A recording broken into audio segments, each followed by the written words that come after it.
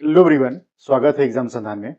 पिछले video lecture में हमने क्लास 10th ज्योग्राफी के एनसीईआरटी वाली जो पाठ्य पुस्तक है उसके लास्ट चैप्टर जो कि है राष्ट्रीय अर्थव्यवस्था की जीवन रेखाएं, उसके ऊपर हमने 3 एमसीक्यूज को देखा था। उसी चैप्टर को आगे कंटिन्यू करते हुए इस वीडियो लेक्चर में हम कुछ अन्य प्रश्नों को देखेंगे। तो चलिए शुरू करते हैं और आज के पहले प्रश्न को हम देखते हैं, यानी कि जो 3 क्वेश्चन हो चुके हैं चौथे से लेकर कुछ अन्य प्रश्नों को देखेंगे हम। देखिए, चैप्टर है राष्ट्रीय अर्थव्यवस्था के जीवन रेखाओं के ऊपर। तो हमारा चौथा प्रश्न है, भारत में सबसे अधिक माल ढुलाई किस परिवहन साधन द्वारा की जाती है? ऑप्शंस हैं सड़क परिवहन, रेल परिवहन, जल परिवहन और वायु परिवहन। तो इसका आंसर क्या होगा? इसका आंसर होगा सड़क परिवहन। देखिए, सड़क परिवहन जो है हमारे देश में लगभग 60 से 70%, यानी 60% से 70% माल की ढुलाई यानी माल की आवाजाही के लिए रिस्पॉन्सिबल है, ठीक ना। लेकिन अगर यही प्रश्न इसमें पूछा जाता कि भारत में भारी माल के परिवहन के लिए कौन सा परिवहन का साधन सर्वाधिक उपयुक्त है, अगर प्रश्न ऐसे रहता तो क्या होगा? रेल परिवहन इसका आंसर हो जाता। अगर क्वेश्चन चेंज हो जाता उस तरीके से कि भारत में सबसे अधिक भारी माल के परिवहन के लिए कौन सा परिवहन का साधन उपयुक्त है, तो रेल परिवहन हो जाएगा। लेकिन सबसे अधिक माल परिवहन या माल ढुलाई के लिए कौन सा परिवहन साधन इस्तेमाल किया जाता है? आंसर होगा सड़क परिवहन। आप इसका व्याख्या देख लीजिए। भारत में सबसे अधिक माल ढुलाई सड़क परिवहन द्वारा की जाती है। आज के समय में सड़कें गांवों, कस्बों, शहरों, औद्योगिक क्षेत्रों को सीधे जोड़ती हैं। छोटे और मध्यम दूरी के लिए सड़क परिवहन सबसे सुविधाजनक है, इसलिए माल ढुलाई में इसका हिस्सा सर्वाधिक है। कारण देखिए, जो सड़क के जो परिवहन होता है ट्रकों के माध्यम से, ट्रकें क्या होती हैं? हमारे डोर स्टेप तक डिलीवरी करने में सक्षम है। लेकिन रेल परिवहन क्या है? रेल परिवहन सबसे बड़ी बात है, रेल मार्ग निर्माण ही अपने आप में कठिन चीज है। वहां बहुत ऊंचाई पर, उबड़ खाबड़ जमीन पर रेल मार्गों का निर्माण नहीं किया जा सकता। और जो रेल है वो मुख्य मुख्य शहरों तक, मुख्य मुख्य कस्बों तक ही आ सकती हैं, छोटे छोटे कस्बे और शहर तक नहीं पहुंच पाती। ठीक, तो अगला प्रश्न देखते हैं हम। भारत में राष्ट्रीय राजमार्गों का रख रखाव किस संस्था द्वारा किया जाता है? ऑप्शंस हैं ए राज्य सरकार, नगर निगम, एनएचएआई और डी है भारतीय रेल। इसका आंसर क्या होगा? National highway authority of India, ठीक है, एनएचएआई द्वारा। तो जो एनएचएआई है, भारतीय राष्ट्रीय राजमार्ग प्राधिकरण, इसकी स्थापना देखिए 1988 में एक एक्ट के माध्यम से की गई, ठीक है। और यह क्या करती है? राष्ट्रीय राजमार्गों का रखरखाव करती है। आपको इसके साथ कुछ और फैक्ट मैं बता दूं। देखिए, भारत में सड़कें मुख्यतः 4 प्रकार की होती हैं। एक है राष्ट्रीय राजमार्ग, जो केंद्र सरकार उसको मैनेज करती है, उसके लिए उसने संस्था बनाकर रखा हुआ एनएचएआई। दूसरा है राज्य सरकार की सड़कें, जिनको राज्य राजमार्ग कहा जाता है, ठीक है, स्टेट हाईवेज कहा जाता है। तीसरा है जिला सड़कें, जो जिला मुख्यालयों को जोड़ती हैं। और चौथी है ग्रामीण सड़कें, ठीक है ना, जो प्रधानमंत्री ग्रामीण सड़क योजना के तहत बनती हैं, या कहीं कहीं पर जैसे बिहार में मुख्यमंत्री ग्रामीण सड़क योजना के तहत बनती हैं। ये 4 प्रकार की सड़कें हैं। उन सड़कों में जो टोटल सड़कों की लंबाई है, उसमें राष्ट्रीय राजमार्ग केवल 1.7% ही है। लेकिन ये भारत में होने वाले कुल जितने भी मालों का परिवहन होता है, माल ढुलाई का 40% तक करती है। ठीक, कुल सड़क परिवहन के लंबाई के दृष्टि से देखोगे तो राष्ट्रीय राजमार्गों की जो प्रतिशतता है 1.7% ही है। लेकिन ये राष्ट्रीय राजमार्ग भारत में जितना भी माल ढुलाई सड़कों के माध्यम से होता है, उसमें 40% राष्ट्रीय राजमार्गों के द्वारा होता है। अगला प्रश्न देखिए आप, या इसकी पहले व्याख्या देख लीजिए आप। आंसर इसका है एनएचएआई, राष्ट्रीय राजमार्ग प्राधिकरण, भारत में राष्ट्रीय राजमार्गों के निर्माण, विकास, रख रखाव का कार्य करती है। अगला प्रश्न देखिए, भारत का सबसे बड़ा समुद्री बंदरगाह कौन सा है? ऑप्शंस है मुंबई, कोलकाता, चेन्नई और विशाखापत्तनम। अगर ये चारों ऑप्शन एज इट इज रहे तो इसका आंसर हो जाएगा मुंबई, ठीक है। लेकिन मान लीजिए ऑप्शन में JNLPT भी दिया हुआ है, जिसे हम नहवा सेवा कहते हैं। इसका पूरा नाम है जवाहरलाल नेहरू पोर्ट ट्रस्ट, ठीक है। अगर ये ऑप्शन रहेगा तो क्या होगा?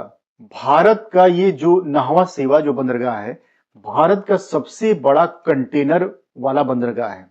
ठीक, और ऑप्शन में एक और दिया रहे, मुंद्रा मुंद्रा बंदरगाह दिया रहे, तो ये देखिए ये भारत का सबसे बड़ा बंदरगाह है।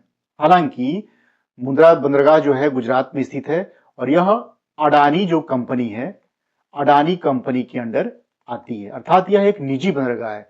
अगर ऑप्शंस में रहे मुंबई, मुंद्रा, कोलकाता, चेन्नई, तो आप मुंद्रा मारोगे, लेकिन ऑप्शन में अगर मुंद्रा नहीं है तो मुंबई हो जाएगा। ठीक, अगर ऑप्शन में मुंबई भी हो, जीएनपीटी भी हो, चेन्नई भी हो, विशाखापत्तनम हो, अगर पूछा जाए कि भारत में सबसे बड़ा कंटेनर वाला बंदरगाह कौन सा है, तो मारोगे जीएनपीटी। ठीक, और जो मुंद्रा बंदरगाह है यहां पर सबसे बड़ा क्षेत्र भी है, सबसे बड़ा आयतन की दृष्टि से भारत का सबसे बड़ा बंदरगाह है ये। हालांकि यह निजी कंपनी के हाथ में है, अडानी पोर्ट ट्रस्ट के हाथ में है। आप भारत में जो 13 बड़े बंदरगाह हैं भारत के, जिसको भारत सरकार मैनेज करती है, उसको आप देख सकते हो यहाँ इस मैप में। ये है कांडला बंदरगाह, ये है मुंबई, ये है नाहवा शेयर। इसी को मैंने कहा था JNPT, Jawaharlal Nehru port trust. ये मर्मुगांव है गोवा में, ये न्यू मंगलोर है कर्नाटक में, कोच्चि है केरल में, तूतीकोरन है, चेन्नई है और एन्नोर है। ये कहां पर है? ये आपका ये तमिलनाडु में। एन्नोर को ही काम राजार पोर्ट भी कहते हैं, काम राजर पोर्ट। एन्नोर को काम राजर पोर्ट भी कहते हैं। ये विशाखापत्तनम बंदरगाह है, ये पारादीप उड़ीसा में है। कोलकाता कहां पर है? ये पश्चिम बंगाल में। और ये पोर्ट प्लेयर है। ये भारत के 13 सबसे बड़े बंदरगाह हैं, बड़े बंदरगाहों की सूची में शामिल किए जाते हैं। इसको आप थोड़ा सा मैप के माध्यम से, अगर किसी एग्जाम में मैपिंग पूछा जाए तो मैप के माध्यम से आपको याद कर लेना चाहिए इसकी लोकेशन कहां कहां पर है, ठीक, किस राज्य में है। चलिए अगला प्रश्न देखते हैं हम। ये आपको मैंने डिस्कस कर दिया है इसका एक्सप्लेनेशन। अगला प्रश्न देखिए आप, किस परिवहन साधन का उपयोग मुख्यतः यात्रियों के लिए किया जाता है, न कि भारी माल के लिए। ठीक, मुख्य रूप से यात्रियों के लिए किया जाता है, न कि भारी माल के लिए। ऑप्शन है जल परिवहन, रेल परिवहन, वायु परिवहन और पाइपलाइन। देखिए जो पाइपलाइन है वो तो अंडरग्राउंड होती है, और ये किस लिए बनाई जाती है? ये आपके क्रूड ऑयल और प्राकृतिक गैस के परिवहन के लिए बनाई जाती है। जल परिवहन, जल परिवहन भी आपको पता है परिवहन का थोड़ा सा स्लो मीडियम है, इसलिए इसका इस्तेमाल हम भारी सामानों के यातायात के लिए करते हैं, ना कि यात्रियों के लिए करते हैं मुख्य रूप से। रेल परिवहन, रेल परिवहन में दोनों का इस्तेमाल होता है। किसके लिए? दोनों का इस्तेमाल होता है आपका सवारी के लोगों के परिवहन के लिए भी और माल परिवहन के लिए भी। लेकिन जो वायु परिवहन है, वायु परिवहन के द्वारा भी एयर कार्गो ले जाया जाता है, सामान भी ले जाए जाते हैं, लेकिन किंतु ये सबसे महंगा साधन है यातायात का, इसलिए मुख्य रूप से यात्रियों का परिवहन किया जाता है। इसमें मुख्य रूप से यात्रियों का परिवहन किया जाता है। क्योंकि यह महंगा साधन है यातायात का, ठीक ना। तो इसका आंसर क्या हो जाएगा? किस परिवहन साधन का उपयोग मुख्यतः यात्रियों के लिए किया जाता है, न कि भारी माल के लिए? आंसर आपका हो जाएगा वायु परिवहन। आप इसकी व्याख्या देख लीजिए। वायु परिवहन सबसे तेज साधन है, लेकिन महंगा होने के कारण इसका उपयोग मुख्यतः यात्रियों और हल्के मूल्यवान वस्तुओं के लिए किया जाता है। ठीक, एयर कार्गो में हम ले भी जाएंगे तो जो हल्के वस्तुएं हैं उनको हम ले जाने का कार्य करते हैं। अगला प्रश्न देखिए, भारत का सबसे लंबा राष्ट्रीय राजमार्ग कौन सा है? ऑप्शन है NH44, ऑप्शन बी है NH27, ऑप्शन सी है NH48 और ऑप्शन डी है NH19। तो इसका आंसर देखिए क्या होगा, NH44। इसी का पुराना नाम था NH7। इसका पुराना नाम क्या था? NH7। 2010 में क्या किया गया? 2010 में राष्ट्रीय राजमार्गों की रीनेमिंग की गई, पुनः नामकरण किया गया। तो हुआ क्या कि NH7 में ही कुछ अन्य राजमार्गों को मिला लिया गया, जैसे NH1A, NH1, 2, 75, 26 इत्यादि को मिलाकर NH44 घोषित कर दिया गया। ठीक है, और यह भारत का सबसे लंबा राष्ट्रीय राजमार्ग है। आप इस मैप को देखिए, ये जो राष्ट्रीय राजमार्ग है NH44, ये है ना NH44, यह श्रीनगर से लेकर ऐसे होते हुए पूरा कन्याकुमारी तक जाता है। इसकी लंबाई है 4192 12 किलोमीटर। आप इसका एक्सटेंशन भी देख लीजिए, NH44 है इसकी, यह कन्याकुमारी से लेकर श्रीनगर तक ये फैला हुआ है। अगला प्रश्न देखिए, निम्न में से कौन सा पत्तन पूर्वी तट पर स्थित है जो अंतःस्थलीय तथा अधिकतम गहराई का पत्तन है तथा पूर्ण रूप से सुरक्षित है। देखिए, अंतःस्थलीय पत्तन का मतलब समझिए, दो टाइप के अंतःस्थलीय पत्तन होता है, या तो नदी के किनारे पत्तन हो तो नदी पत्तन होगा और अंतःस्थलीय होगा। यहां पर जो समुद्री पत्तन कैसे अंतःस्थलीय हो सकता है, जैसे मान लीजिए भारत का ये सदर्न वाला हिस्सा है, तो मान लीजिए ये जो हिस्सा है ये तीनों तरीके से ऐसे है। यहां पर मान लीजिए, यहां पर क्या है, विशाखापत्तनम पत्तन है। तीन तरफ से ये जो पत्तन है उस स्थल से घिरा रहा है और एक तरफ से जल से घिरा रहा है। तो देखिए क्या हुआ, इधर से भी, इधर से भी, इधर से भी। तो ये जो पत्तन होगा ये क्या कहलाएगा, अंतःस्थलीय पत्तन। तो ये विशाखापत्तनम जो पत्तन है कुछ इसी प्रकार की अवसंरचना में बंद है। ठीक, तीन तरफ से वो स्थल से घिरा हुआ और एक तरफ से जल से घिरा हुआ। इधर बंगाल की खाड़ी है और इधर अरब सागर है। ठीक, अगर तो पूछा जाए तो क्या होगा, ऑप्शन इसके हैं चेन्नई, तूतीकोरम, पारादीप और विशाखापत्तनम। इसका आंसर हो जाएगा विशाखापत्तनम।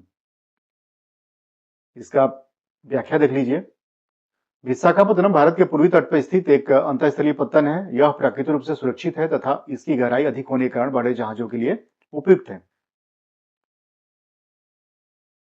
अगला प्रश्न देखिए, निम्न में से कौन सा परिवहन साधन भारत में प्रमुख साधन है, परिवहन का प्रमुख साधन है? पाइपलाइन परिवहन, सड़क परिवहन, रेल परिवहन और वायु परिवहन। अभी मैंने जो क्वेश्चन था सर्वाधिक माल ढुलाई किस यातायात के साधन द्वारा किया जाता है, उसमें मैंने डिस्कस किया था कि भारत में सर्वाधिक जो माल ढुलाई है 60 से 70% किस यातायात के माध्यम से होती है आपके सड़क परिवहन से। तो परिवहन का प्रमुख साधन कौन सा हो जाएगा, सड़क परिवहन। आंसर वही है, बस प्रश्न जो है थोड़ा सा बदला हुआ है। आप देख लीजिए इसका व्याख्या। सड़क परिवहन भारत में सबसे अधिक उपयोग में आने वाला परिवहन का साधन है। यह ग्रामीण और शहरी क्षेत्रों को जोड़ता है तथा घर घर सेवा प्रदान करता है। जैसे जो ट्रक है, चाहे सड़क परिवहन में अन्य भी जो छोटी छोटी गाड़ियां हैं वो आपको डोर स्टेप डिलीवरी करती हैं। इसलिए सर्वाधिक वो प्रचलित और सर्वाधिक रूप से सड़क परिवहन जो है भारत में परिवहन का मुख्य साधन बना हुआ है। अगला प्रश्न देखिए, निम्न में से कौन सा शब्द दो या अधिक देशों के व्यापार को दर्शाता है? तो यानी कि दो देशों के बीच में होने वाले व्यापार को हम क्या नाम देते हैं? आंतरिक व्यापार, बाहरी व्यापार, अंतर्राष्ट्रीय व्यापार और स्थानीय व्यापार। इसको हम किस नाम जानते हैं? इंटरनेशनल ट्रेड या अंतर्राष्ट्रीय व्यापार के नाम से। वही बात है, जब दो या दो से अधिक देशों के बीच वस्तुओं और सेवाओं का आदान प्रदान होता है तो उसे अंतर्राष्ट्रीय व्यापार करते हैं। इस प्रकार हमने क्लास टेंथ ज्योग्राफी के पूरे एमसीक्यूज को देख चुके हैं।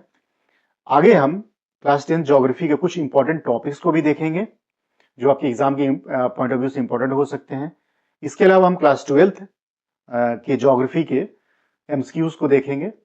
मिलते हैं अगले वीडियो लेक्चर में। इस वीडियो को देखने के लिए आपका बहुत बहुत धन्यवाद।